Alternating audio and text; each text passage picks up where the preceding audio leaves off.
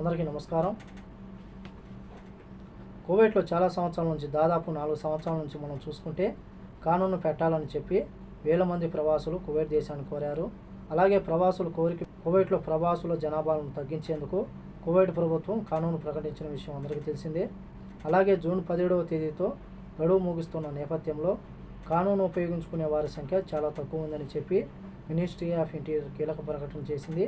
Residency చట్టాన్ని ఉల్లంఘించిన ప్రవాసులు Kuwait దేశాన్ని విడిచి వెళ్ళడానికి లేదా వారి యొక్క హోదాను చట్టబద్ధం చేయడానికి కొనసాగుతున్న క్షమాభిక్ష వ్యవధిని ఉపయోగించుకోవాలని చెప్పి అంతర్గత వ్యవహారాల మంత్రిత్వ శాఖ మినిస్ట్రీ ఆఫ్ ఇంటీరియర్ గుర్తు చేసింది.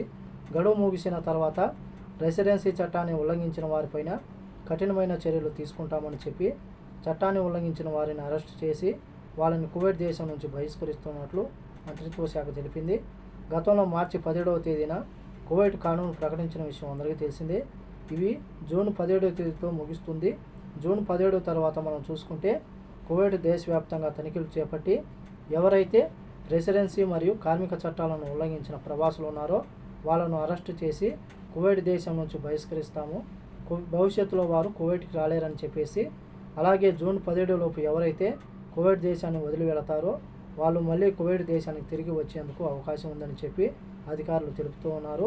కాబట్టి ఈ యొక్క అవకాశాన్ని ప్రతి ఒక్కరూ వినియోగించుకోవాలని కోరుకుంటూ, ఈ వీడియో నచ్చితే లైక్ చేయండి, షేర్ చేయండి, సబ్స్క్రైబ్ చేసుకోండి.